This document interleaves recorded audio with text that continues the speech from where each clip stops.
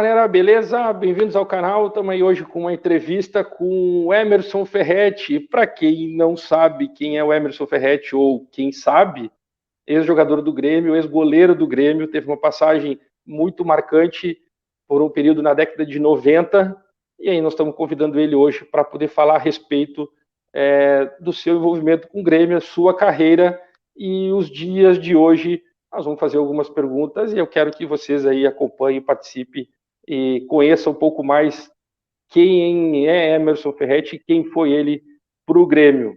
Beleza? Bem-vindo, Emerson. Obrigado por aceitar essa entrevista aí e nos conceder essa honra. Obrigado. Eu que agradeço o convite de poder falar sobre a carreira, falar sobre futebol, falar sobre o Grêmio, né? E quem assistir vai ver aí que a história é bem grande minha com o Grêmio, né? Muito obrigado aí pelo convite, estou à disposição. Exato. E tu que é gaúcho, né? Gaúcho, nasceu em Porto Alegre e resolveu ficar na Bahia. Conta para nós essa história.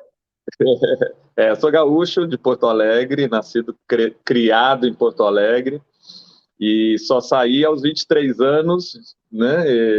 E aí tem toda uma história aí dentro do Grêmio de 15 anos, dos 8 aos 23 dentro do Grêmio, foram 15 anos, já iniciando a falar um pouquinho da minha carreira, mas só saí daí de Porto Alegre aos 23 anos para o Rio, para o Flamengo, né? Quando eu fui emprestado do Grêmio para o Flamengo, e de lá eu não voltei mais para o Grêmio, apesar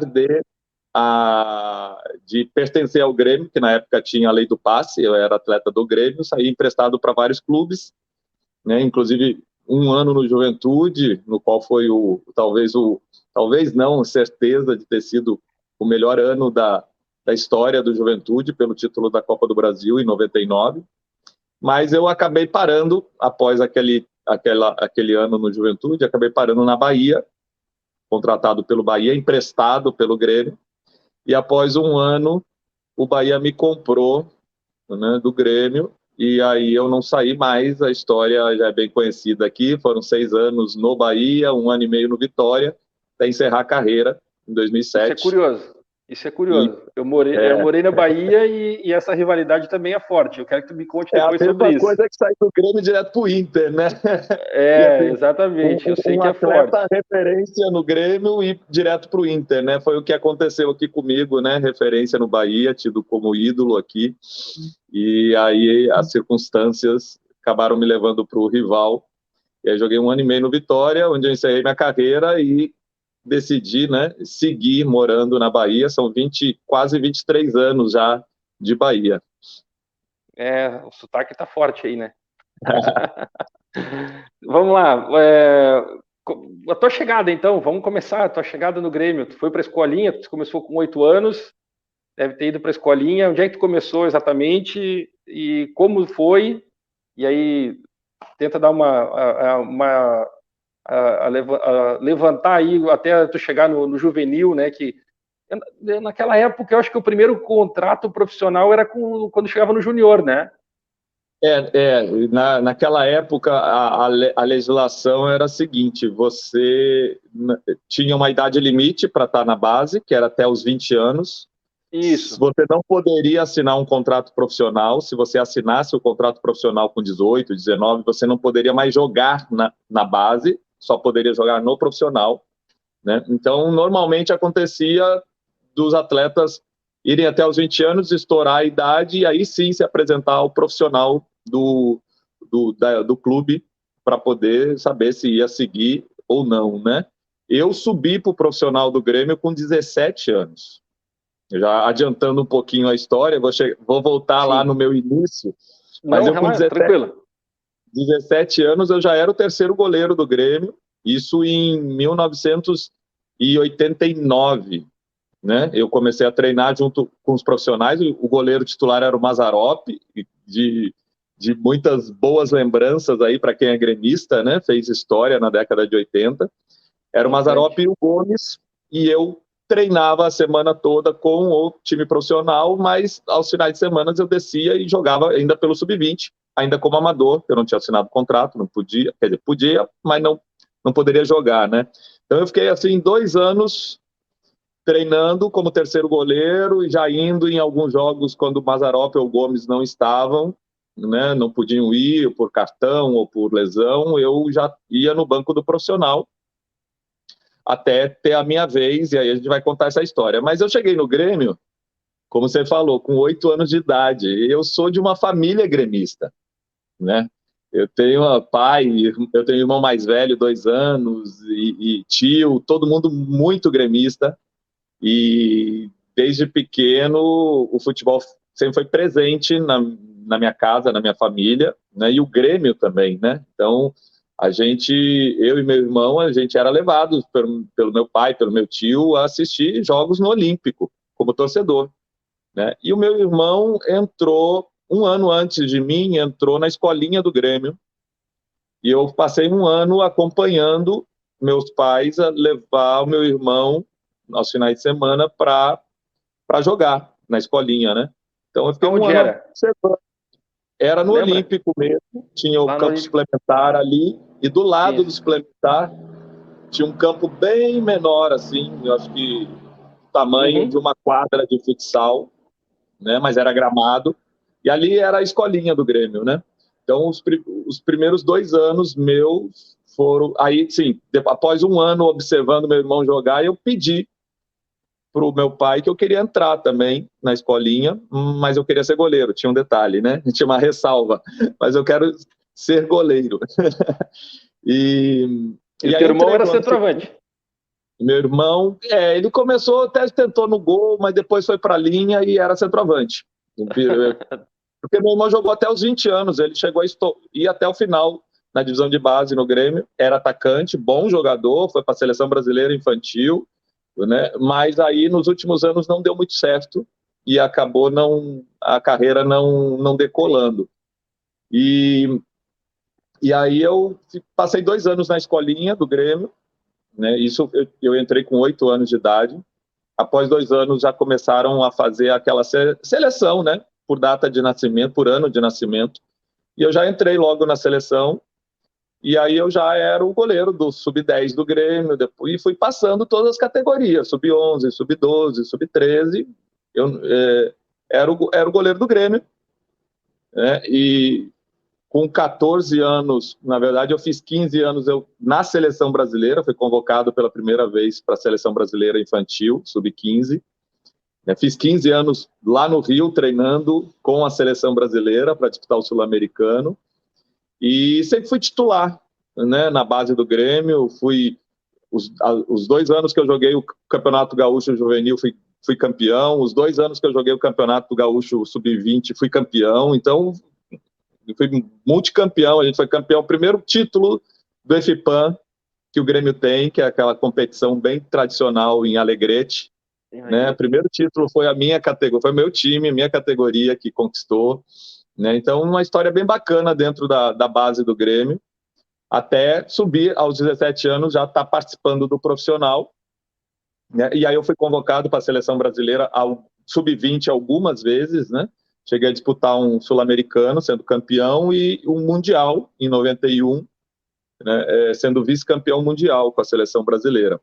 E essa foi minha história na base do Grêmio, né? Sempre jogando, sempre sendo campeão, porque o Grêmio, a gente tinha um time muito forte. Quem fazia do meu time, da minha idade, né? Que eu sou 71, nascido em 71, então todos os garotos 71, né? Fazia parte do time.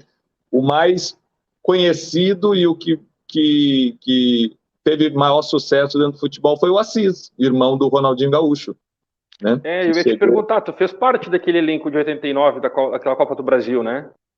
Fiz o primeiro título da Copa do Brasil em 89, eu era o terceiro goleiro. Eu não cheguei a ser convocado nenhum jogo da competição, até porque era uma competição bem enxuta, né? A Copa do Brasil naquela época. Mas eu era o terceiro goleiro, fazia parte do grupo, tenho a faixa de campeão até hoje, né? Então eu sou tão campeão quanto todos os Claro, outros, né? E claro. a foto do título, da faixa, tá lá, eu estou presente, então para mim é um orgulho tremendo, né? E fui bicampeão da Copa do Brasil em 94, também com o Grêmio. E tri com o Juventude em 99. Então são 3 faixas aí de Copa do Brasil que eu tenho. Tu tava em 94 também, exatamente. Tava, isso. Mas tu chegou a treinar com a galera mais antiga que vai assistir? Até para ter uma ideia, tem muitas pessoas que são da nossa idade para mais, né? Então, eu digo nossa idade porque eu tenho 43, que assistem o canal. O Valdo, tu chegou a pegar na base ou ele despontou mais cedo que tu, em termos de idade? O Valdo era. Não, o Valdo ele não jogou na base do Grêmio, o Valdo. Né? O Valdo na década no Júnior, né? Não, ele não chegou a jogar, não. O Valdo Moreno, que jogou muito no Grêmio. Foi destaque. Ele não era da base do Grêmio, não. Ele não foi da base do Grêmio. Eu acompanhava ele quando eu era da base, que eu ia assistir os jogos no Olímpico, ele já era do profissional, ele é bem mais velho. E eu não lembro, eu acho que eu cheguei a treinar algumas vezes ainda, peguei o Valdo, né? O Valdo é mais velho que tu, bem mais velho. No time profissional, eu acho que eu ainda peguei ele em algumas vezes que eu subia para treinar com o time profissional, ele estava. Ele estava, exato. Ele saiu logo depois, o Grêmio foi campeão da Copa do Brasil em 89. Esse foi o marco dele ali. Daí tava o Cuca, naquele time todo. Isso. Não, joia. Só para poder a galera lembrar, né? Cuca, porque... Paulo Egídio, Alfinete, né? Luiz Eduardo, zagueiro, Mazzaropi, Jandir, né? Tinha um time... Era forte. O Assis a gente subiu, a gente jogou muitos anos juntos na base e subimos para o profissional juntos, só que ele despontou mais cedo, né? Ele realmente era diferenciado. Ele despontou mais cedo do que eu. Em 89 ele já jogava no time principal do Grêmio, mesmo com 18 anos. Exatamente. Vocês são da mesma idade, né? Isso. Só que ele é mais velho, faz em janeiro, eu faço em setembro, né? Isso. Não, joia. E a tua experiência com Mazzaropi e Gomes não precisa nem falar, né? Uma escola fenomenal, né? O Mazzaropi era uma referência, anos campeão da Libertadores, campeão mundial e anos goleiro titular do Grêmio. Para mim foi uma alegria poder compartilhar, né, os dias, os treinos com o Mazzaropi. E ele, na época, eu com 18, 19 anos, ele já estava com 36, 37, já em final de carreira, e o Gomes tinha em torno de 29 por aí, né? Era também um goleiro também experiente, do Cruzeiro, tinha ido para a seleção brasileira. Então foram 2 goleiros com estilos completamente diferentes, experientes, né? E que eu pude ter contato e logicamente que me ajudaram muito na minha formação, né? O Mazzaropi, depois, quando eu já era goleiro do Grêmio, titular do Grêmio, e o Mazzaropi, depois que encerrou a carreira, ele foi meu treinador de goleiro no Grêmio. Isso, ele foi para um período treinador. Ele está no Grêmio até hoje. Imagino, o Mazzaropi tem uma história que se mistura com o Grêmio, né? Eu encontro ele direto. O ano passado o Grêmio teve um jogo contra o Flamengo e aí ele estava chegando, só contar rapidinho, estava chegando na arena lá e os 2 ônibus, né? O Flamengo veio com 2 ônibus, né? Um ônibus jogador e outro com staff, com conselheiros e tal. Aí o Mazzaropi veio por trás dos ônibus assim, eu disse assim para ele: o que tá fazendo aí? Tu vai pedir autógrafo? Ele: quero que eles explodam. Ele é vascaíno, né? Ele é vascaíno, né? Isso que ele expôs. Daí a gente bateu foto e tal, conversamos, e aí ele sempre faz parte dos consulados, né? Vai fazendo viagens e tal. Mas é muito legal. Nessa transição tua, vamos lá, indo para o profissional, qual foi o momento que o Grêmio definiu assim, tá, agora ele vai ser do profissional, vai ficar aqui? Foi naquele 89, já foi 90, tem algo específico assim que foi definido? Até porque naquela época não tinha empresários, né, Emerson? Era direto contigo, né? Direto com o jogador, né? Exato. O Grêmio, eu já tinha um certo destaque na base, tanto é que eu subi com 17 anos, então eu já... Isso para mim foi importantíssimo, porque eu, antes de estrear, né, o meu primeiro jogo no Grêmio em 91, eu tinha 20 anos, recém tinha feito 20 anos, né? Quer dizer, o futebol profissional para mim não era mistério, porque eu já treinava com o time principal do Grêmio há mais de 2 anos. Então a velocidade, a força do jogo, né, que é diferente, né, do time do profissional para o sub-20, por exemplo, eu já estava habituado, né? Por isso até que facilitou a minha vida quando eu estreiei.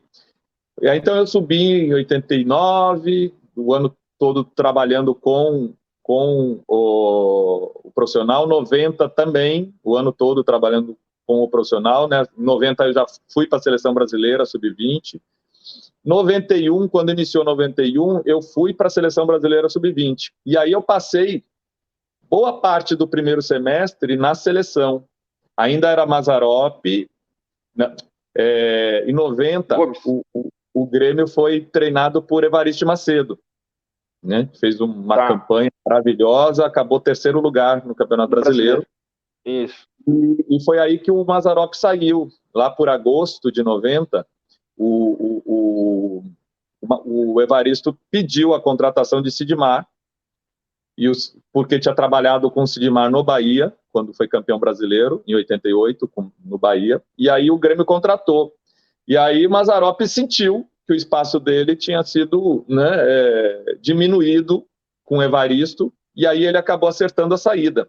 E aí ficou, a partir de agosto de 1990, ficou Sidmar Gomes disputando posição e eu era o terceiro goleiro, né?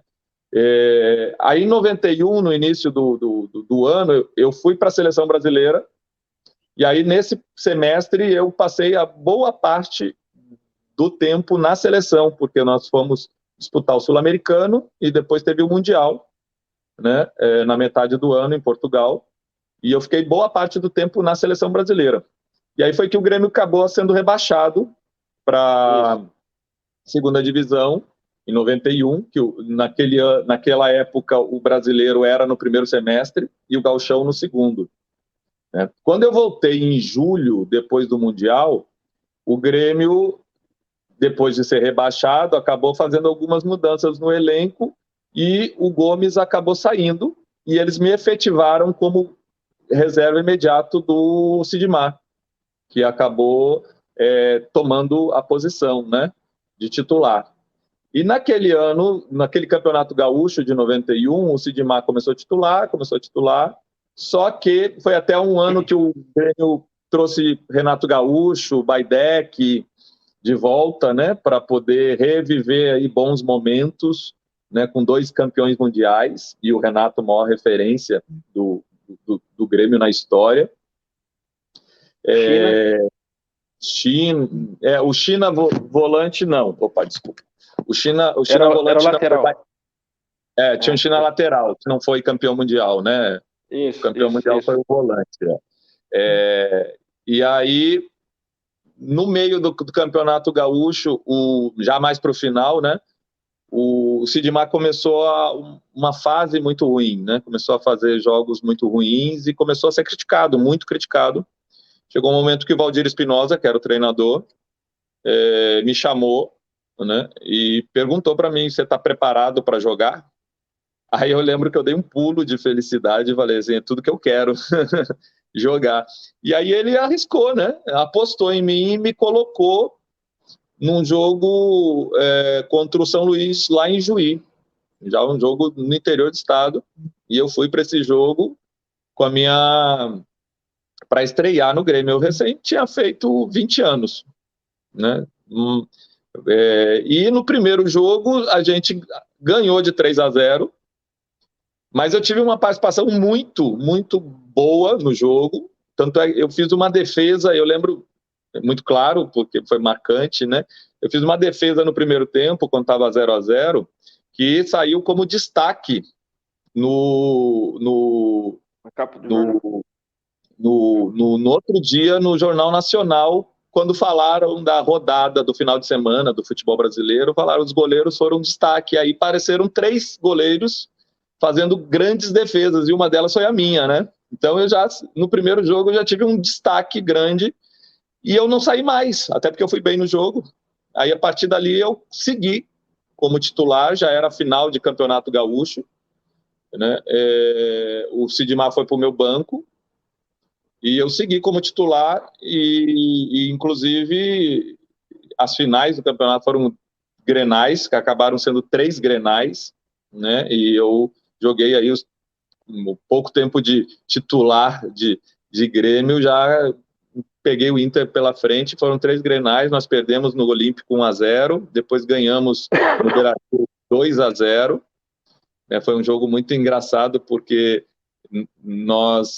o Grêmio entendia que vencendo seria campeão, o regulamento era confuso, a gente chegou até a dar uma volta olímpica, mas a federação marcou um terceiro jogo, e aí o Inter jogaria pelo empate nesse terceiro jogo, e aí foi 0-0 o terceiro jogo, o Inter acabou campeão, né?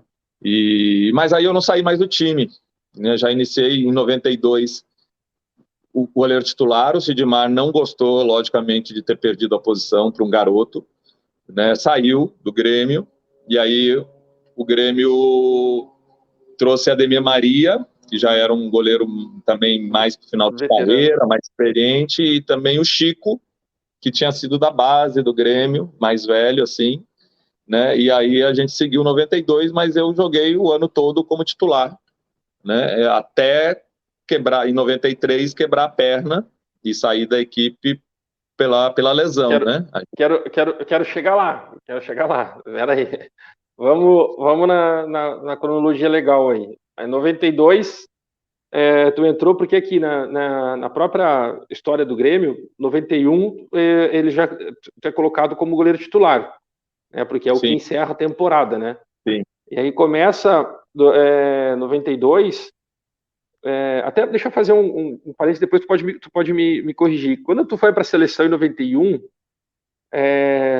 o pessoal pode não entender muito bem, mas naquela época tu tava fazendo 20, ia fazer 21 anos. Não, 91 tu estava fazendo 20 anos. 19. Joguei Mundial com 19. E aí, em setembro eu fiz 20 anos. Em novembro eu estreiei. Isso. Tá. Não, é que naquela época tu podia disputar o Mundial no ano em que tu completa. Que tu vai completar, por exemplo. Só não podia ter 20. Poderia ser. Tu já poderia ter 20. Não poderia ter completado os 20 anos. Eu só completei em setembro. O Mundial foi em junho ou julho. Né? Então eu consegui jogar o Mundial. Isso aí. Daí em 92 vem Ademir Maria, e aí já tem a subida do Danley, que depois vira um marco, né? Um marco na história do Grêmio. E aí tu entra como titular. Eu quero saber do ano de 92 específico, porque hoje nós estamos vivendo uma Série B, próximos aí de atingir o objetivo de subir, e aí eu queria que tentasse fazer alguma referência de dificuldade, campos, como é que era aquela época. O Grêmio era muito mal de dinheiro, não é como é hoje, né? O Grêmio ainda tem uma estrutura financeira muito bem equilibrada, por mais que tenha alguns problemas de atraso, que não de salário, mas assim de outros fornecedores, né? O Grêmio ainda consegue, por exemplo, o Grêmio não está fretando avião, o Grêmio tem que ir para o interior de São Paulo, está indo de ônibus, sabe? Essas coisas estão acontecendo agora com uma turma que o nível financeiro é totalmente diferente do que era em 91. E então, o que passou? O que a gente pode comparar aquele ano de 91 com o que está vivendo hoje, em 2022 aí? Olha só que louco, né, cara? 21 anos depois. 30 anos, 92 com 2022. 30 anos, desculpa, 30 anos. 31 anos, né?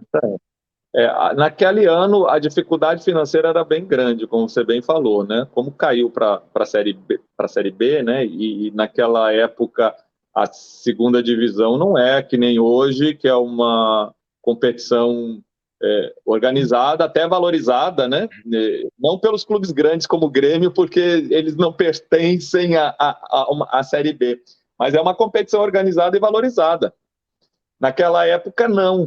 Né? Era realmente o fundo do poço do futebol brasileiro jogar a segunda divisão, ainda mais para um clube como o Grêmio. E a dificuldade financeira era muito, muito grande mesmo. Então, o Grêmio formou um time assim simples, não tinha grandes estrelas, manteve alguns, então, mas era o favorito aí para subir. Mas a gente teve muita dificuldade durante a competição, porque o time não engrenava direito, a gente chegou a passar em alguns momentos com risco de não conseguir subir. Eu lembro um jogo que eu fiz contra a Ponte Preta que foi fundamental. A gente fez, né? Foi 0-0 em Campinas, mas se a gente perdesse o jogo, a gente ia ficar numa situação muito delicada. E eu tive uma atuação maravilhosa no jogo, né? Segura, até porque a gente teve um jogador expulso e aí a gente segurou o 0-0, foi importante. Então a gente correu muitos riscos ali naquela Série B.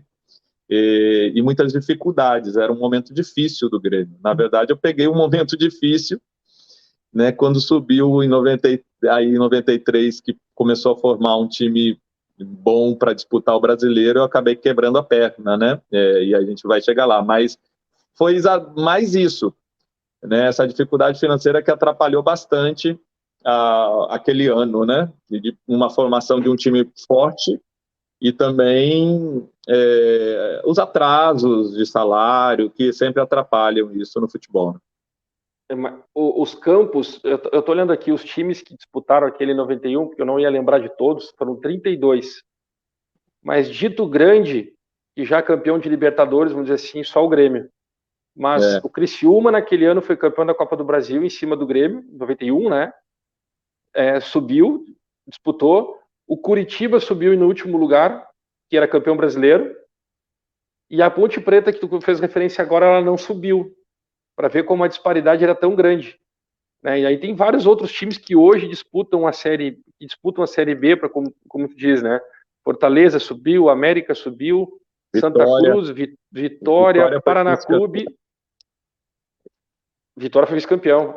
Paraná Clube subiu em primeiro, foi o campeão. Um ano mágico do Paraná também, que em 88 tinha se unido, né? O Paraná era o nosso calo, né? A gente acabou enfrentando várias vezes o Paraná e sempre com muita dificuldade. Talvez tenha sido o melhor ano, o melhor time do Paraná Clube, né? Na história do clube, e a gente tinha muitas dificuldades com eles. Então, assim, aí pega aqui, ó, União São João, cara, Remo e Santa Cruz não dá nem para falar, né? Tem tanta coisa. Desportiva, a Napolina de novo. Então, assim, tem uns lugares que era horrível. A gente jogou contra o Operário de Várzea Grande, eu lembro desse jogo. Inclusive, na primeira fase, a gente pegou, na última rodada, a gente jogava contra o Operário de Várzea Grande e precisava ganhar, acho que por 4 gols de diferença para poder classificar, para ver que a gente teve dificuldades, né? E a gente ganhou, acho que de 8 ou 7, uma coisa assim. Foi uma goleada bem grande, 8-1. Mas a gente entrou em campo precisando fazer 4. Tu lembra daquele time que disputou os últimos jogos? Quem era o time titular ou quem entrava assim, quem tinha mais referência, para a gente poder ver o que tinha de jogador da base para fazer uma comparação com o que tem hoje? Tinha João Marcelo e Wilson na zaga. Wilson era da base, né? Isso. O Xará na lateral esquerda. Tinha... Eu acho que Carlos Miguel já estava, Jamir, Mabilha, que são jogadores que subiram da base. O André Vieira. Marco Severo no ataque, mas ele não era da base. Eu acho que Jandir, volante, ainda estava. Jandir estava. Jamir também. Jamir, exato. Acho que Luciano Dias, zagueiro, também estava nesse grupo. Ficou muito tempo, que era da base. Oi? Ele ficou muito tempo no Grêmio, né, Luciano? Também estava nesse grupo. Cuca, né? Eu tô olhando aqui também. Eu acho o João Marcelo, eu falei, não lembro se o Lira já estava, o Lira chegou no ano seguinte, 93, Lira lateral esquerdo. Lateral esquerdo já estava, seleção Já brasileira, estava? já. O Lira, O Pino também era um destaque do time, né? Mas não era da base. volante, ele tinha vindo do interior, né? Não, ele É. era da base e subiu. Ele tinha vindo do interior, ficou um pouco na base e subiu também. Pino. A gente tinha muitos garotos, né? Até pela dificuldade financeira. A gente não tinha grandes assim, jogadores renomados. Como eu falei, a Série B naquele ano era o fundo do poço do futebol brasileiro, né? Então as dificuldades eram muito grandes. É, Alexandre Bochecha. Tem aqui, ó. Eu peguei aqui, ó. Tem o Danley, tu e Murilo, os 3 goleiros. Da base, vamos falar da base.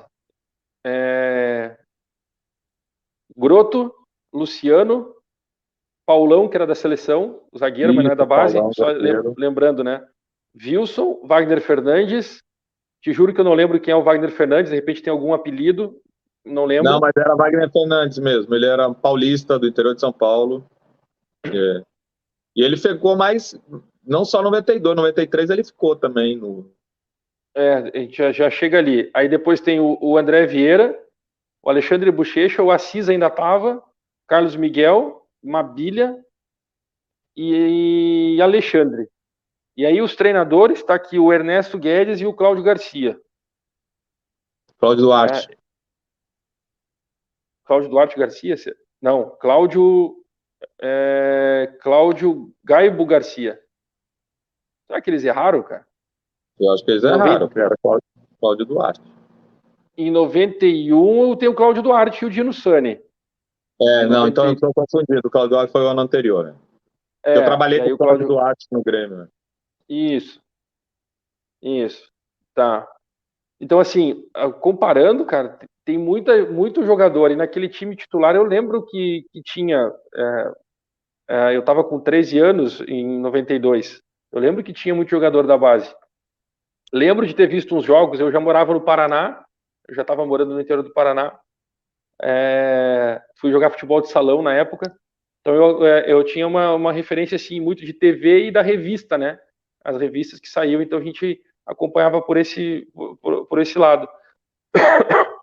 E hoje, cara, claro que mudou a diretoria agora, né, em meio a uma competição, e eu fico muito louco com isso quando ele diz assim, a base não serve. Né? A diretoria que participou da queda do Grêmio no ano passado, no final do ano, teve a capacidade de dizer em entrevista coletiva que a base não serve para ajudar o Grêmio no momento de Série B. Lógico que Bom, teve dificuldade em 91, mas em 2005 não teve tanta dificuldade e usou vários meninos da base. uma declaração dessas acaba assinando um atestado de incompetência que, assim, que fez um péssimo trabalho na base, né? Se você faz um trabalho, chega no final e diz que a base não pode ajudar, é porque eles não fizeram um bom trabalho na base.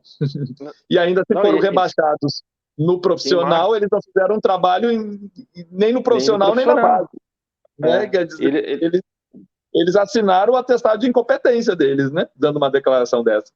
muito, muito. E eles queimaram uma geração inteirinha com essa declaração. Para tentar Inteirinha. livrar a pele deles que só ficou pior para eles, né? Porque eles não foram competentes nem para evitar um rebaixamento, para fazer uma boa campanha no profissional, e nem para fazer a base uma base campeã e formadora de atletas. Quer dizer, eles não fizeram uma boa gestão. Eles queimaram muitos jogadores, muitos jogadores. Jogadores que decidiram o Campeonato Gaúcho, claro que não é um parâmetro, mas vencer o Grenal, cara que destruiu no Grenal. O guri destruiu no Grenal. E aí não estava indo muito bem no profissional por nervosismo, por não ter o respaldo do dirigente, que isso é fundamental, né? O dirigente te dá o apoio e diz assim, cara, vai lá, tenta. Errou, vai de novo. Não teve isso. E ainda tem mais uma situação. Você imagina, depois de um rebaixamento, é lógico que a torcida está muito insatisfeita, está impaciente, quer resultados imediatos. E os garotos da base, com raras exceções, são poucos que chegam no profissional e entram e dão conta do recado. Assim, eu posso até me colocar como uma dessas exceções, porque no primeiro jogo eu já tive um destaque e não saí mais do time, só saí 1 ano e meio depois por lesão, né? Mas são poucos. É natural que um garoto da base entre e precise de um tempo de maturação, oscile no seu desempenho, né? Um jogo vai bem, no outro jogo nem tanto, não. E a torcida, após um rebaixamento, é natural que esteja muito insatisfeita. Então, qualquer erro de qualquer jogador, né? A impaciência é muito maior.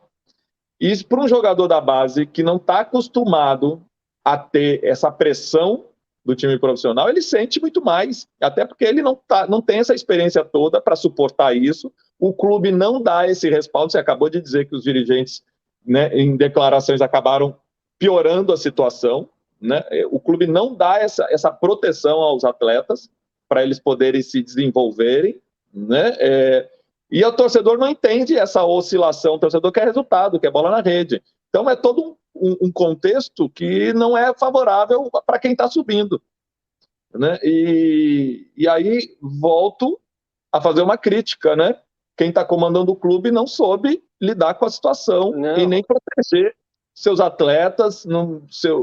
Na verdade, tentou jogar a culpa para os jogadores, né? Para te tirar a responsabilidade deles. Para te ter uma ideia, Emerson, que o presidente que entrou no Grêmio em 2015 e fez uma reformulação financeira no clube, mandando vários jogadores embora. Zé Roberto, Barcos, Marcelo Moreno, acho que o Elano também estava nessa lista. Vários jogadores, grandes jogadores, que tinham altos salários. E ele reformulou o Grêmio e resolveu mudar a forma de jogar.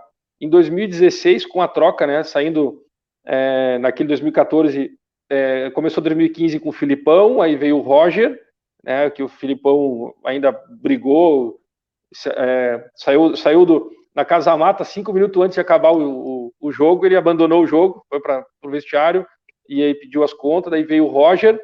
Aí o Roger começou 2016 e não conseguia mais tirar do grupo uma organização. Tomou 2 goleadas de 4-0 e aí ele disse, vou deixar aqui para outra pessoa treinar. E aí veio o Renato. Aí no primeiro jogo do Renato, o Atlético Paranaense, o Grêmio perdeu, mas ganhou nos pênaltis, né, se classificou e aí foi campeão da Copa do Brasil. O presidente é o mesmo, com os dirigentes de 2016.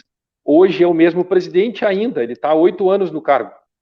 É histórico isso no Grêmio, mudou o estatuto lá, ele foi reeleito de 3 anos, né? E aí depois ele foi aclamado de novo por todos os políticos internos, né, pelo conselho, como novo presidente, e ele ficou. E esse mesmo presidente rebaixou o Grêmio, trocando várias pessoas do departamento de futebol. E ele chamou o Renato agora para comandar o Grêmio nas últimas 11 partidas, porque estava imaginando que o ambiente estava tumultuado e não ia conseguir dar conta de atingir o objetivo que era subir. Ou seja, ele foi vitorioso com o Renato, mandou o Renato embora, 4 anos e meio, né, de treinador, e 1 ano e meio passou 5 treinadores, o Renato é o 6º, para poder terminar o ano, vamos dizer assim, em paz, mas organizar. E o Renato chega e faz o quê? Bota os guris da base para jogar. Aí tu diz assim, tá, mas e aí? E a base, por que esse cara chegou e organizou a base e os outros não? Na verdade, por aí você vê que não existe uma política de clube para o futebol, né? Vai muito de acordo com o sabor dos resultados, né? E que é normal, eu acho que quase todos os clubes são assim, né? Os resultados pautam muito. Os clubes até fazem um planejamento tentam traçar uma política e fazem um planejamento. Quando tentam, né? Nem todos têm uma política definida, né? Porque se existe uma política definida e confiam nessa política traçada, independente dos resultados, você segue com aquilo porque você acredita que vai dar o resultado lá no final. Só que os resultados acabam norteando tudo, e aí, às vezes, muito cedo, a política, o planejamento adotado vai embora por conta dos resultados.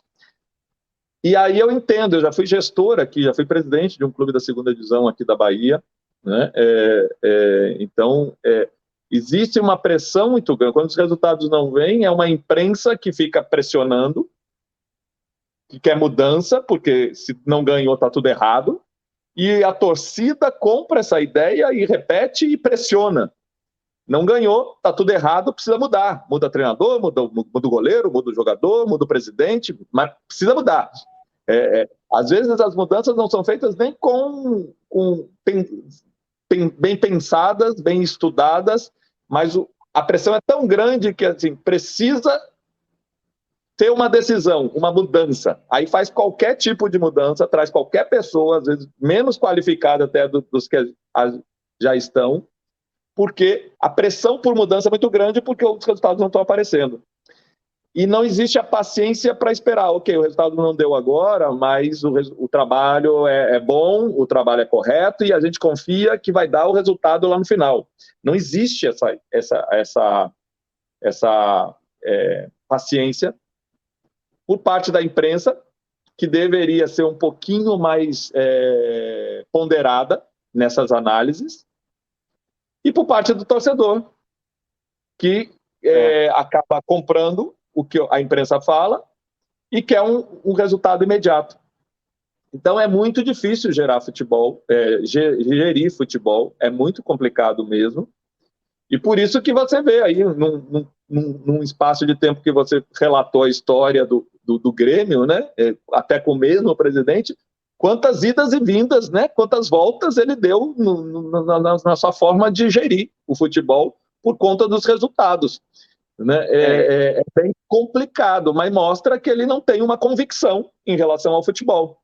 Né? Já era para ter uma linha de trabalho, uma sequência, uma linha de trabalho bem definida, né? com perfis, né, de profissionais comandando o futebol do clube, mas os resultados fazem com que ele troque e às vezes vai de um perfil completamente diferente para o outro, né? para ver se dá certo. Exatamente. Ele se perdeu no momento em que, na verdade, a gente analisa que ele trazendo o Renato de volta, ele admite o erro de ter demitido ele lá, não ter dado o respaldo que a gente fala, e ao mesmo tempo ele acaba corrigindo um rumo que o clube estava seguindo. Léo, nesse ponto, assim, o Renato fez um trabalho, primeira vez, de mais de 4 anos, né? Eu também entendo que são ciclos que precisam se fechar. O Renato não ia ficar eterno treinador do Grêmio, ia chegar um momento que ia chegar ao final, né, do ciclo. Né? Até mesmo, talvez, num bom momento, fui campeão, estou saindo, como o Cuca já fez 2 vezes no Atlético Mineiro, foi campeão, então assim, estou saindo, porque sai por cima, não espera a coisa descer para mandarem embora. Né? Então, algum momento ia chegar o final do ciclo do Renato, e dentro do que a gente conhece do futebol brasileiro, ficar mais de 4 anos à frente de um clube, como o Renato ficou, é um ponto fora da curva. Então, não sei se foi um erro ter demitido, eu acho que já foi também um desgaste natural de um trabalho de longo prazo que chega a algum momento que precisa ter uma reciclada. Eu toquei nesse assunto porque fala exatamente o que tu disse sobre o planejamento, né, ou até o próprio projeto, né, para ser executado. Em 2018, em 2019, o Grêmio demite vários profissionais de fisiologia, departamento médico, vários. E o presidente depois admite que o Renato pediu para fazer essa troca, mas também baseado no que precisava em modificar dentro do clube, profissionalizar. E algumas coisas, e alguns profissionais que chegaram não supriram a necessidade dessa troca. E o Renato acabou assumindo várias coisas. Então ele passou a ser... Isso aconteceu com o Luxemburgo uma época, que foi muito criticado. O Luxemburgo é o cara que, se ele pensar no futebol, ele é um baita no treinador. Se ele pensar que ele tem que administrar o clube, ele não se dá bem, ele vai falhar. E foi o que aconteceu com o Renato em determinado momento. Então, aí é que entra o ponto do planejamento, e aí é onde eu entro na questão agora que eu falo que a parte política do Grêmio está entrando agora, e já se fala em Renato em 2023, mas assim, com uma questão muito profissional, com pessoas sendo contratadas para executar o serviço como tem que ser feito, as funções. Então, é onde fala, né? Muitos clubes não têm. E aí o Grêmio caiu dessa forma para a Série B, entra numa Série B com um pensamento menor ainda do que quando caiu. Entendeu? Hoje o Grêmio não tem vice-presidente, não tem departamento de futebol. É o presidente e o Renato.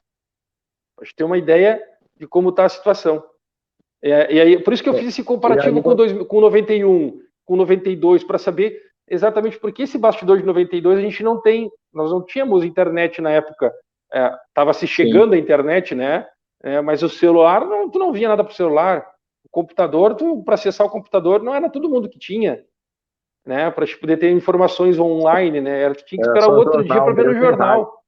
Jornal e rádio.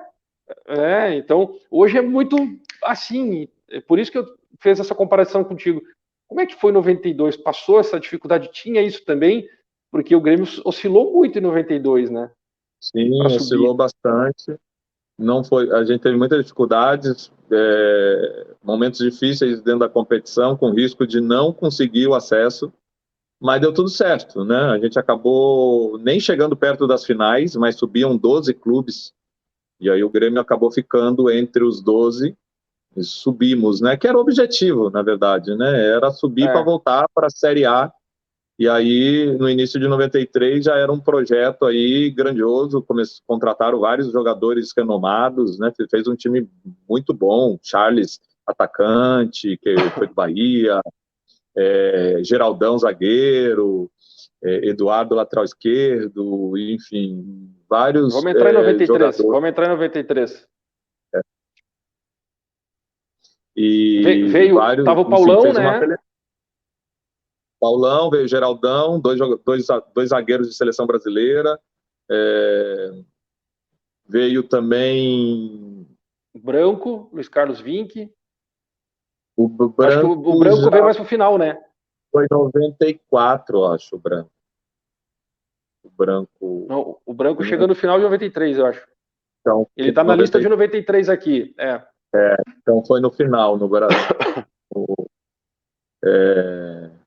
Nildo chegou, mas o Nildo não era um atleta assim muito conhecido na época, né? Ele ficou muito conhecido com o gol da final da Copa do Brasil em 94.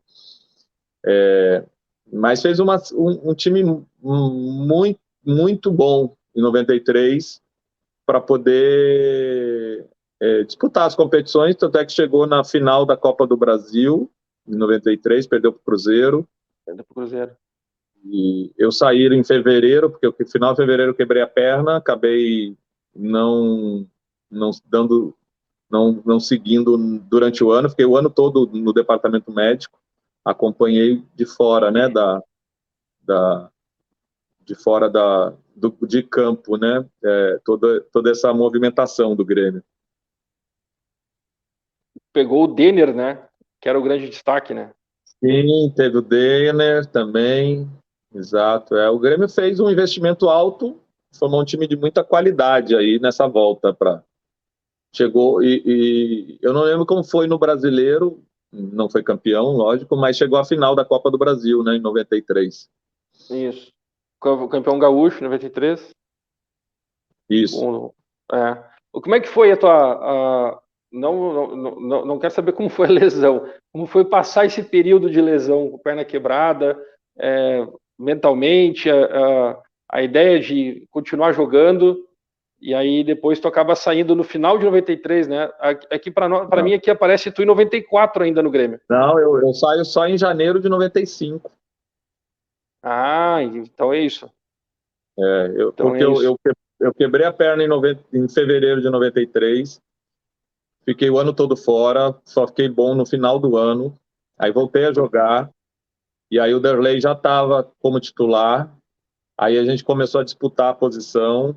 Eu lembro que o Filipão chegou a fazer, no início de 94, um revezamento entre eu e o Derlei, e a gente fez uma viagem para o Japão, o Derlei se machucou, acabou eu indo como titular.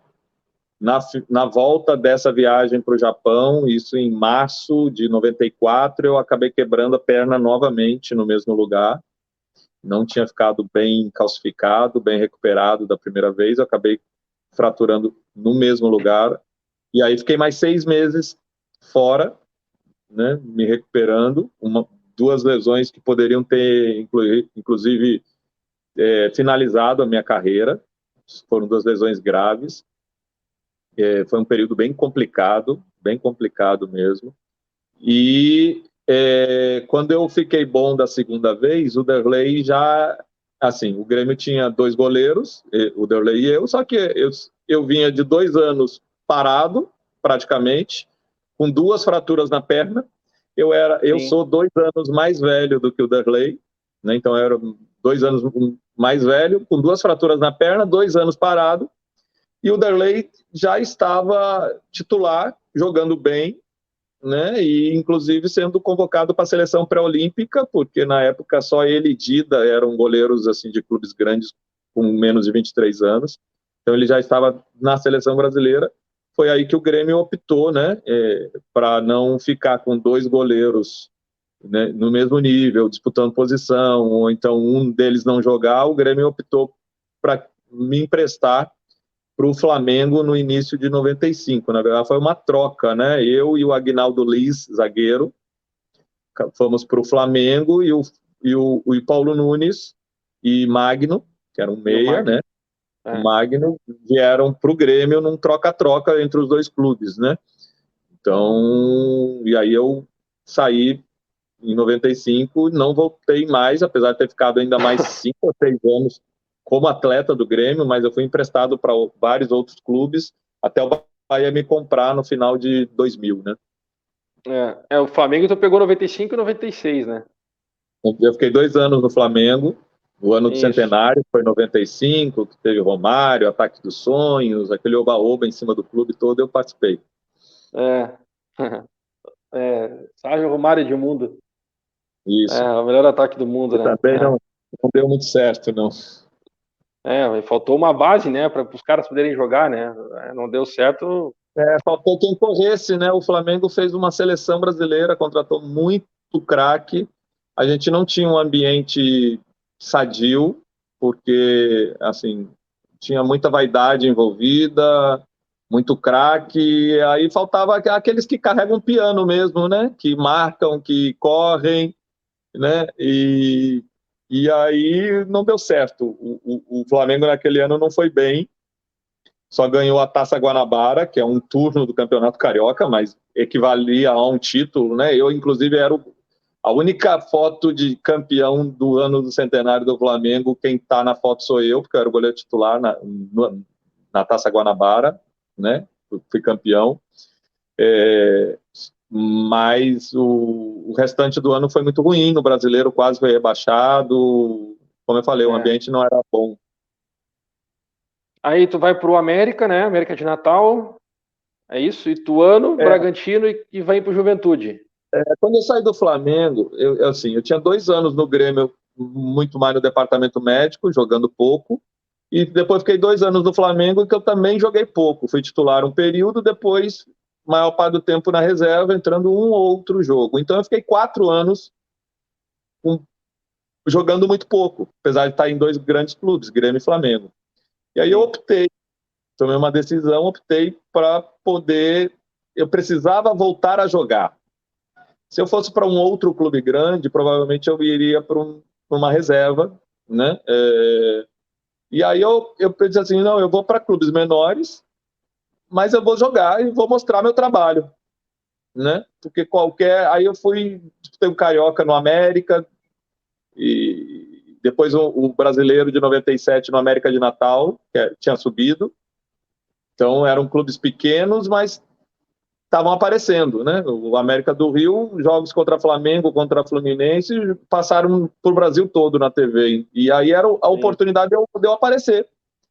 Foi aí sim. que o América de Natal se interessou por mim, eu fui para o América, joguei o brasileiro todo no América, assim, não estava no grande clube, mas eu estava jogando contra todos os grandes clubes, eu estava sendo visto. E a gente foi muito bem no América de Natal.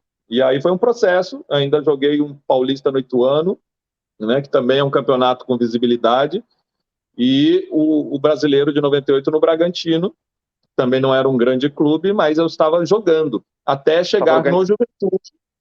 E organizado o Bragantino também, né?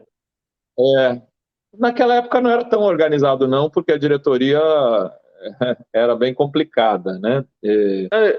É que para nós aparece, como tu viveu internamente, tu pode dizer isso, mas era é, aquela era pós Luxemburgo, né?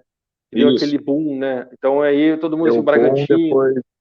É. é, E aí até chegar no Juventude em 99, que veio o título da Copa do Brasil e principalmente as minhas atuações, né, que foram muito importantes e realmente foram atuações muito destacadas durante a Copa do Brasil. E isso fez com que fosse a minha redenção, né? Depois desse período machucado, um período sem jogar, clubes pequenos, né? Com o título da Copa do Brasil, coroado num Maracanã com mais de 100 mil pessoas, né? é Ali fantástico. foi a redenção do Emerson. Disse assim, o Emerson voltou a jogar em grande nível, como no início da carreira, lá no início do Grêmio, né? Porque todos esses problemas, as pessoas acabaram, sei lá, desacreditando, enfim, no Emerson, e voltar para o Rio Grande do Sul, jogar no Juventude foi super importante, porque ali eu mostrei que eu continuava sendo o grande goleiro do início da carreira, né? Aliás, eu fui o primeiro goleiro, eu acho interessante destacar isso, né? Eu fui o primeiro goleiro formado na base do Grêmio que jogou no time principal. Até então, até 91, todos os goleiros que o Grêmio tinha feito na base chegavam no profissional e nenhum ficava, É né? mesmo? Nenhum Hum. seguia. Nenhum, não teve nenhum que o Grêmio formou e ficou. Eu fui o primeiro que subiu, virou titular, virou ídolo e, e ficou, só sair por lesão. A partir de mim, não por minha causa, eu sempre saio, não por minha causa, mas a partir de mim, né, veio Derlei, veio Murilo, aí teve Fernando Praz, Cássio, Marcelo Groy, e tantos outros goleiros, O Pitol, tantos outros goleiros. O Grêmio passou, né, a partir de mim, que foi o primeiro, passou a ser um clube formador de goleiro. E aí a gente tem é. uma lista imensa de lá para cá, 30 anos, de goleiros que o Grêmio formou, maravilhosos. Né? Não, Então, foi uma virada isso também. Né? Porque até então, não era sempre o Grêmio contratava goleiro. Você vê, o Mazzaropi ficou 6, 7 anos titular, não era da base. Antes teve o Leão, né? Teve João Marcos antes, teve Gomes, Sidmar, tudo contratado. Eram goleiros, o Grêmio contratava goleiros e não aproveitava ou não tinha goleiros que subiam e pudesse dar, né, dar um retorno esperado. Eu fui o primeiro e a partir daí o Grêmio não se preocupou mais com o goleiro, faz em casa, né? é verdade. Aqui aparece, no Grêmio aparece o Chico em 87 e depois Sim, tu. o Chico chegou a jogar um tempo. O Chico é de 66, ele é 5 anos mais velho que eu, o Eduardo, que chamavam de Chico, né? Ele foi Mas para a aqui seleção deixa brasileira, inclusive. para deixar claro o que tu tá falando a respeito de se manter no profissional, tá? Se Como tu manter, quis não, o dizer. Chico Eles chegou, aqui tá no grupo. Aqui Até aparece porque no ele era da grupo. seleção brasileira sub-20, ele disputou o Isso. Mundial com o Tafarel, era ele e Tafarel os goleiros, em 85, se não me engano, no Mundial sub-20. Ele era reserva do Tafarel. Então, ele É, chegou a subir para o profissional do Grêmio, jogou um período, mas ele não se manteve. Né? Ele exatamente. acabou passando uma fase ruim, foi criticado e saiu. Né? Eu fui o primeiro, eu joguei 1 ano e meio titular e só saí por lesão. Não foi por É, deficiência técnica, eu saí por lesão. Senão teria seguido como titular do Grêmio, né? Então, o Chico foi isso. E aí ele seguiu e ele voltou em 92. Como eu era o titular, ele ficou no meu banco. Aí ficou algum tempo, alguns meses. E aí, como ele não estava jogando, preferiu sair para procurar o espaço dele e seguiu a carreira dele, né? Mas ele não conseguiu se firmar, apesar de ser um ótimo goleiro, né? Seleção brasileira, mas não conseguiu se firmar. sim, sim. O Emerson, aí tu saiu do Juventude, campeão Copa do Brasil, foi pro Bahia emprestado, ficou 5 anos, 5 temporadas 6, no Bahia. 6 anos. 6 anos. 6 anos, 2000, 2005, 6 anos. Tá, e aí conta, cara, conta essa história do Bahia e da Vitória aí, que ela é fantástica. É, É que a eu galera no não Bahia, sabe, né, a rivalidade, é, né, mas vamos... eu no Bahia eu joguei quase 300 jogos. Eu sou o terceiro goleiro na história do clube que mais vestiu a camisa do Bahia, Que né? história. E eu tive assim os primeiros anos maravilhosos aqui, tanto é que em 2001 eu fui bola de prata, fui melhor goleiro do Campeonato Brasileiro. Eu costumo dizer que foi o último grande ano do clube, porque em 2001 nós fomos campeões baiano, fomos campeões do Nordeste pela primeira vez, num campeonato que é muito valorizado aqui, e aquele ano foi um campeonato maravilhoso. E o Bahia ficou pela última vez entre os 10 primeiros da Série A. Nós ficamos em 8º lugar, né? Isso em 2001, você vê que são mais de 20 anos. E naquele ano teve 2 atletas bola de prata, que foi eu e o Preto Casagrande, né? Então, foi um ano assim que o torcedor tricolor teve muito que se orgulhar.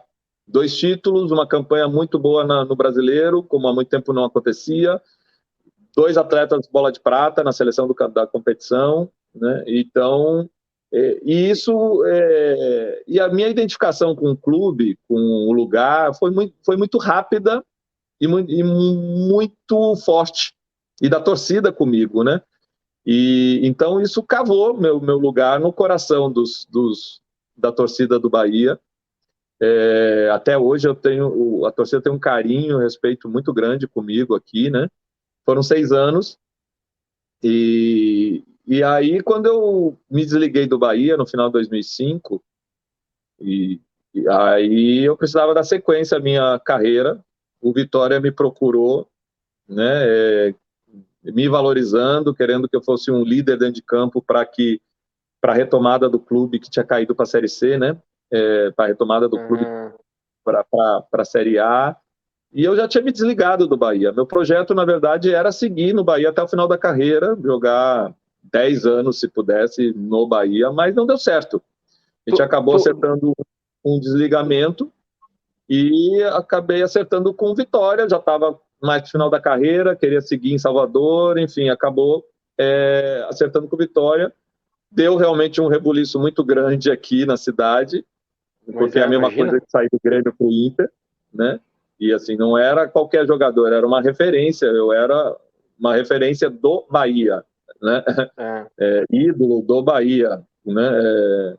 Então, muita gente não entendeu, né, o porquê que, por tanto clube, porque Vitória, mas pois eu é. precisava seguir minha carreira e acabei jogando 1 ano e meio no Vitória. Teve, Iam pro logicamente, a Fluminense de necessidade. Feira de Santana, mas não pro Vitória. Pois é. Teve naturalmente a necessidade de uma adaptação, de sair de um clube para o outro. O primeiro Bavi foi bem difícil emocionalmente, né? O primeiro Bavi que eu joguei vestindo a camisa do Vitória foi bem difícil para controlar assim a emoção, a O emoção teu lado, mesmo, né? né? O teu lado também, né? E também é, não me abalar com qualquer reação que viesse das arquibancadas, né? da torcida tricolor, principalmente, mas também da torcida do Vitória, porque se eu não vou bem no primeiro Bavi, como goleiro do Vitória, se eu falho num gol e o time perde, por exemplo, clássico, a torcida do Vitória cair matando, dizendo que eu entreguei o jogo, que eu sou Bahia, enfim, que foi um erro ter me levado. Então eu tinha toda uma pressão dos dois lados, né? Uma reação da torcida tricolor e uma pressão para ter que jogar bem para poder defender o Vitória e deu tudo certo. A gente ganhou, a Vitória ganhou 2-1 o Bavi, eu fui bem no jogo e deu tudo certo, graças a Deus, mas foi bem complicado. Eu estou procurando aqui a capa da revista da Placar da época, porque eu lembro de ter visto, eu não lembro se era tu, cara, eu lembro de ter visto goleiro na capa da revista. Eu lembro do Ceni, achei a capa aqui, lembro do Dida, e eu lembro de ter te visto numa capa de revista. Aí falou da Placar, eu olhei aqui, tem Placar, e aí eu estou procurando aqui, mas em meio às capas aparecem várias fotos tuas em alguma outra revista, mas não é a Placar. Eu não estou achando. É porque teve uma época também, nesse período que eu apareci bastante, e que eu fui bola de prata, eu disputei com o Rogério Ceni até o final, né? Foi meu grande adversário naquele ano para a bola de prata. Mas a Placar acabou, eu não me lembro exatamente que ano, eles começaram a regionalizar. Então tinha capas que saíam aqui só para o Nordeste, a mesma edição, mas a capa de chamada aqui para a Bahia era uma, com destaque aqui para as notícias locais, né? E para São Paulo era outra, no Rio era outra, aí no Sul outra. Então... Eu lembro de ter visto. Sabe por quê? Porque o Prêmio Placar, eles depois saia na revista, né? A revista Placar era essa. Eu morei na Bahia, então eu acompanhei por muito tempo eu acompanhei as notícias daí, até que depois meus amigos gremistas me chamaram para ir para o consulado e tal, e aí acabei me desligando por completo. Mas eu morei em Dias d'Ávila. Morei em Dias d'Ávila em 94 e 95. Até joguei no Dias d'Ávila Futebol Clube. O CT novo do Bahia é em Dias d'Ávila. Eu morei no bairro Nova Dias d'Ávila, então eu lembro, acompanhei muita história. É exatamente onde é o CT novo. Eu tenho amigos até hoje lá e não me falaram nada, são fanáticos baianos, né? Não me falaram mais. Mas, enfim. E aí, então, assim, eu acompanhei muito. Eu era muito ligado nessa questão das informações do lugar, principalmente essa rivalidade que tinha, porque todo mundo fala que não se compara, né? Mas é muito forte, sim, Bahia e Vitória. É muito legal essa tua história com essa dupla aí do Bahia e Vitória. E encerrar no Vitória, marco, né? E nunca mais voltou a Porto Alegre, nunca quis fazer algo com o Grêmio relacionado depois disso? Eu sempre vou a Porto Alegre, porque minha família mora em Porto Alegre, então eu sempre vou. E tanto é que eu vou agora em novembro, novamente, visitar meus pais. Com o Grêmio Legends, né? Também, né? E ano passado eu joguei, eu fiquei muito feliz com o convite, né? Porque criaram uma Copa do Brasil Legends, né, que não chegou ao final por conta de desorganização dos organizadores e dificuldades financeiras, não chegou ao final, mas o Grêmio formou um time, não foi o Grêmio, né? Na verdade, o Grêmio nenhum clube formou o seu time de master. Se organizavam e, logicamente, que procurava o clube autorizava usar a marca, o uniforme, ajudava com o uniforme. O Grêmio chegou no primeiro jogo a ceder o ônibus para a gente ir para o jogo, enfim. E aí montou-se o Grêmio Legends, e eu joguei o primeiro jogo da Copa do Brasil, foi contra o Curitiba, foi 1-1. 1-1, eu assisti esse jogo. Depois teve um Grenal no segundo jogo, quem jogou foi o Fernando Praz, eu fiquei no banco. E o Inter ganhou de 2-0, nós acabamos eliminados da competição, mas para mim foi muito importante ter jogado, vestido a camisa do Grêmio novamente, mesmo que seja no Legends, mas era uma competição, e voltar, eu encarei esse jogo meu contra o Curitiba como um fechamento, né? Porque eu passei 15 anos dentro do Grêmio, Léo, dos 8 aos 23 anos. O Grêmio foi minha segunda casa. O Grêmio me deu todas as oportunidades de eu realizar meu sonho de ser jogador de futebol, né? Aprendi a jogar futebol, virei profissional, né? Fui campeão na base do Grêmio, fui para a seleção brasileira, né? Realizei o sonho, né? Como gremista, de ser goleiro do Grêmio. Então, eu tenho um carinho e uma gratidão muito grande pelo clube. E saí de uma forma que não era desejada, porque eu tinha machucado, daí não tive a oportunidade de voltar a jogar, né? Já tinha outro no meu lugar, saí procurar meu espaço e não voltei mais ao Grêmio. Então, esse jogo contra o Curitiba, mesmo sendo uma competição Legends, para mim foi um fechamento, foi uma despedida, né? Legal, E um agradecimento ao Grêmio por tudo que representou na minha vida, né? legal, cara. Legal que tu levou para esse lado. Muito bom, muito bom, muito bom. Pensa no futuro, tu pensa ser dirigente, tu disse que trabalhou num clube aí na Bahia, pensa alguma coisa assim? A gente já tá com 1h10, tá? É só é que a história, cara, eu amo isso, cara. Então eu gosto É, de falar sobre vai isso. indo e se deixar fica. Eu me preparei para a área de gestão, né? Eu sou formado em administração, pós-graduado em gestão esportiva. Esse ano eu ainda fiz um curso de especialização em gestão esportiva também, novamente.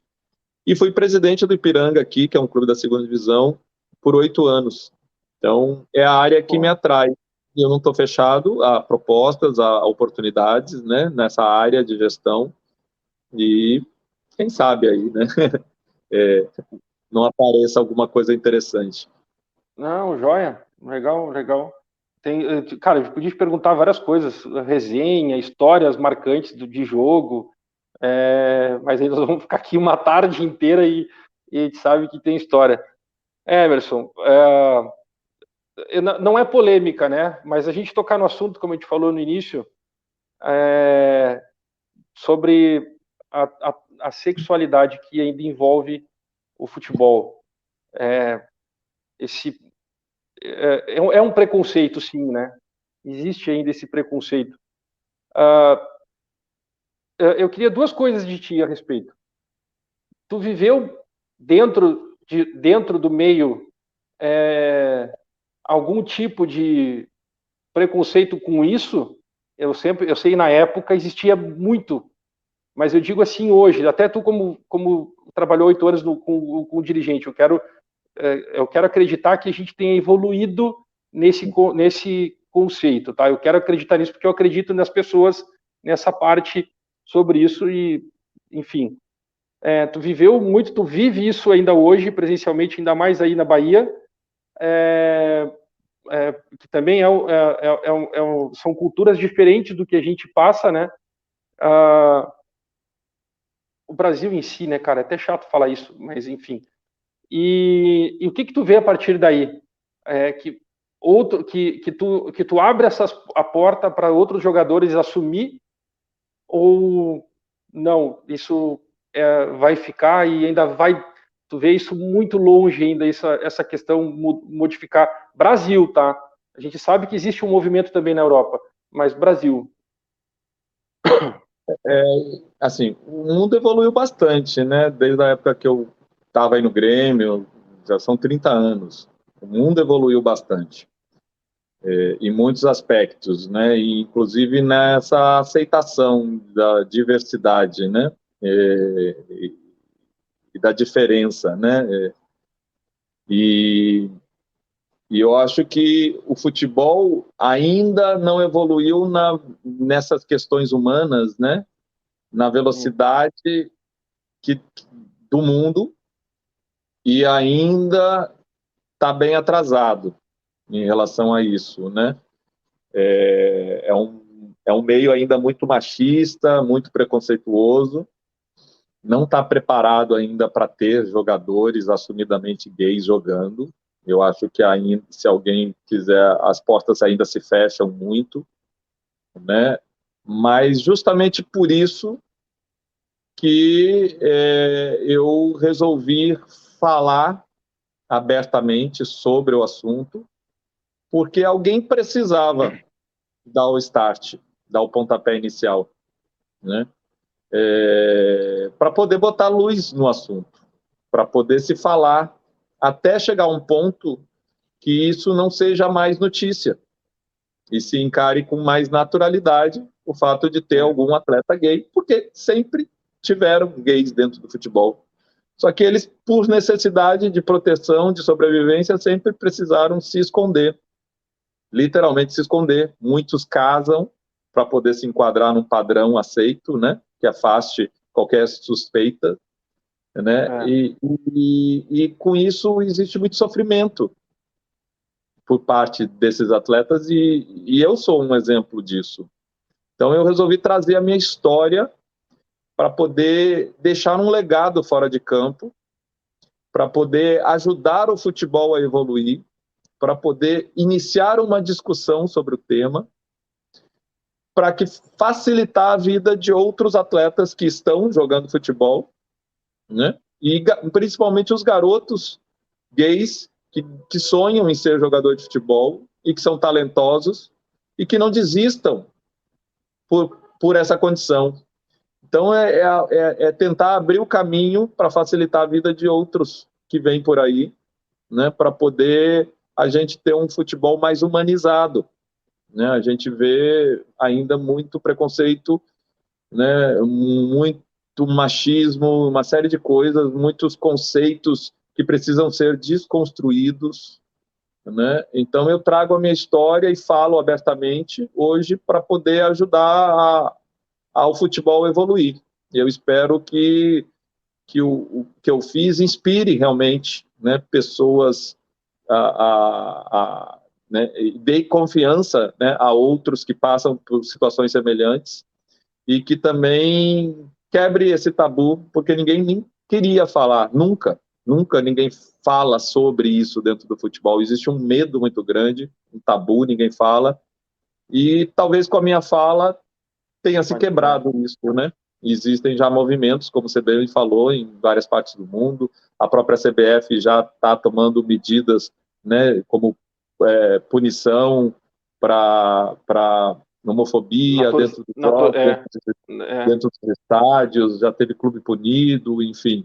É crime, Cânticos, a legislação Cânticos, já né? é crime. A gente saiu da década de 80 que homossexualidade era doença, inclusive classificada na OMS com CID e tudo, né?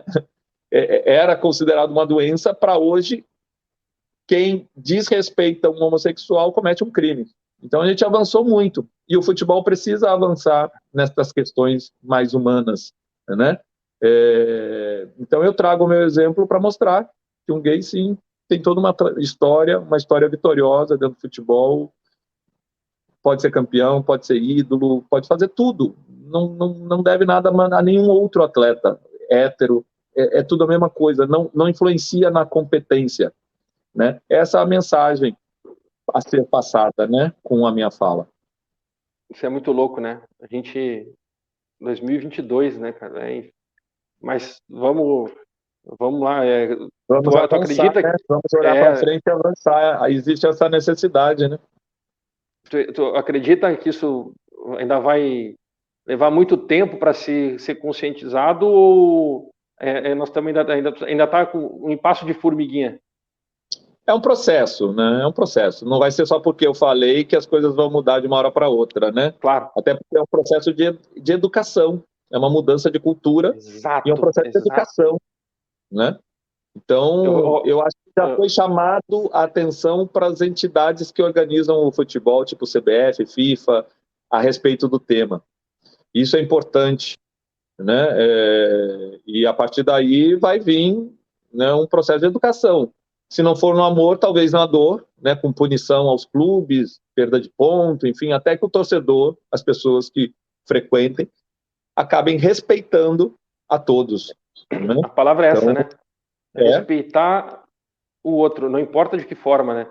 No momento que tu respeita, tu para até de julgar. Exato. Né?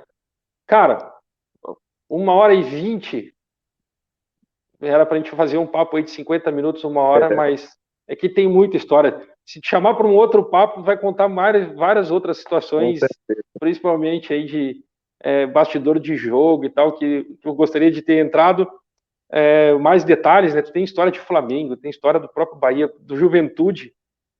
Dá para contar uma história daquela Copa do Brasil que foi fantástica do Juventude, o Volmir Louruz, né? O grande Volmir. Mas te agradecer aí pelo convite, pelo ter aceitado o nosso convite. E não vamos perder o contato. Vai outras vezes eu vou te chamar aí para a gente conversar. De repente, botar uma outra pessoa junto e aí fazer uma resenha legal aí, só ajustar o horário. Maravilha, eu fico à disposição, agradeço o convite e um grande abraço. Prazer ter participado. Valeu, cara. Abração. Tudo de bom aí. Tchau, Até. tchau.